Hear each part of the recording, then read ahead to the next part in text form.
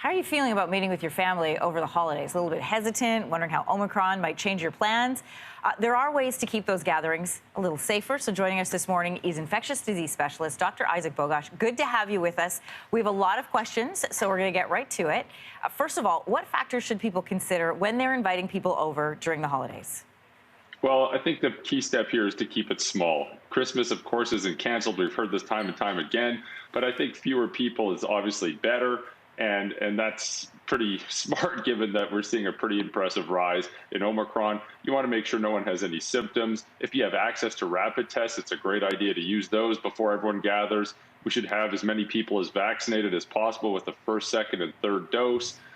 Better ventilated rooms, meaning open up those windows and doors, but crank the heat because it's December. So there are steps. There are steps to create a safer indoor environment. You also have to be very mindful of who's in the room, right? If there's older individuals or people with underlying medical conditions that are at risk for more severe infection, at least be cognizant of that and be cognizant that you might have some people together. You just have little wiggle room or no wiggle room. You don't want to introduce COVID into a setting like that. Dr. Bogoch, because I have you, I'm going to drill down a little bit because I think people are looking for like an actual number. What is less people? Is it 3? Is it 5? Is it 10?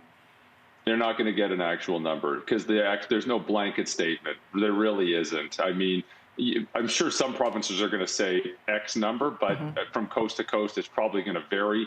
And at the end of the day, we know fewer people equals lower risk. There's a few right answers. There's also some wrong answers, and wrong answers would be large gatherings in indoor settings that are poorly ventilated. I mean, that's a perfect setup for the introduction and spread of COVID-19. But the different public health units have different numbers, so it's hard to pin down an exact number. Smaller is better, though. Smaller is better. All right, we know you mentioned rapid tests. Those are a useful tool, assuming that they're available. Just really quickly, can you walk us through how to use one if people haven't had to do it yet? It's very straightforward. There's a few different products, so you can go onto YouTube and watch the little video. But essentially, you're going to get a little test kit. You're going to get a little tube. You put some fluid in a tube. You stick a swab up your nose, go swirly, swirly, swirl. Usually, you have to do it in both nostrils. Sometimes they want you to pinch the nostril and twist it while it's in your nose. And then you put the swab in the tube. Then you shake it up a little bit, you put it on the little test kit. I mean, there's multiple steps to it, but the key thing here is there's multiple steps to doing it. There you go. This guy's doing it right.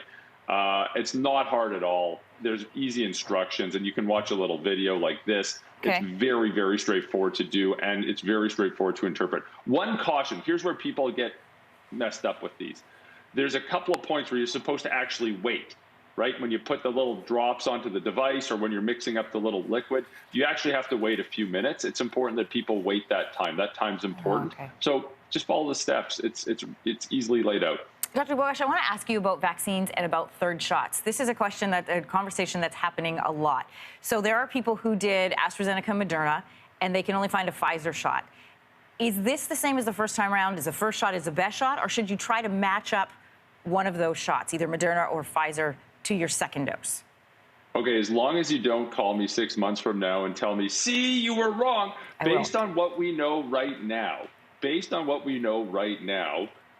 the Pfizer or the Moderna third dose, which is those are the ones that are available, are going to be fine.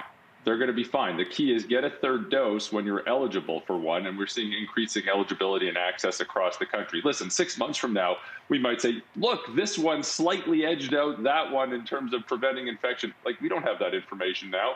We just know that a third dose is better than 2 doses, that we have Pfizer and Moderna, and that they both seem to do the job. I would just get whichever one you have available to you. So if I only have, let's say I've done AstraZeneca, Moderna, there's only Pfizer available, is that like getting a first shot of Pfizer, or does it act like a booster? No, that's your third dose. That's the booster. You're in good shape. That's like the hat trick of vaccines. You've got it all. You've covered your bases. You've got every brand. I think that's a new one, a hat trick of vaccines. Our producer, Jen, called it the amped shot, AstraZeneca, Moderna, Pfizer. That's way better, way more creative. I'll take the amp instead of that. I'm going to say that from now on. All right. Meals, we know, are a big part of holiday gatherings. What's the safety protocols around food and around masks?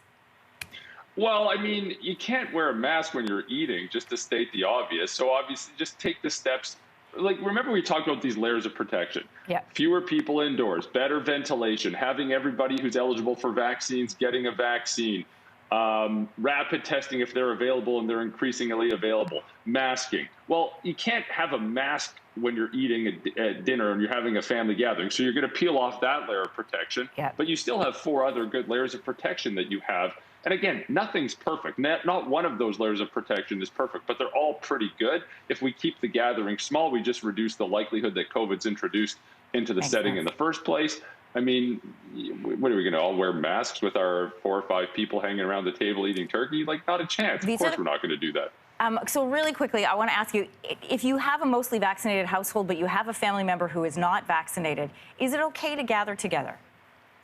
You're going to get a bunch of different answers from different people. I don't fall into the camp of treating unvaccinated people as infected until proven otherwise. I don't think that's fair.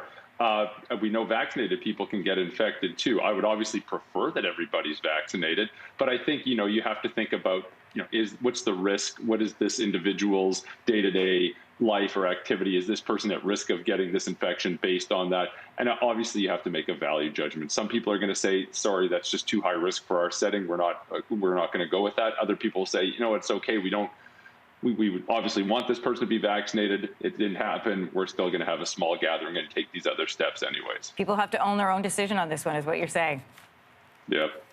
Dr. Bogoch, I'm going to be away until the 28th, so Merry Christmas to you. Thank you so much for all of your help over this year in answering our many, many questions. Have a wonderful break. Thank you so much. Hey, thanks for watching. If you liked this, be sure to subscribe here, or you can check out more Your Morning videos right here.